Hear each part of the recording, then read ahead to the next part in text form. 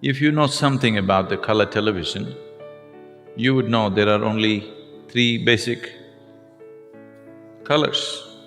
Using these three colors, you see every other possible color on the tube. Similarly, there are only three basic sounds. Using these three sounds, you're able to produce all these other sounds. The tongue is just helping you to mix these three sounds in many complex ways. Now these three sounds, a, u and ma, are referred to as the basic sounds or the universal sounds. Because these three sounds are the basis of all the other sounds that you can utter.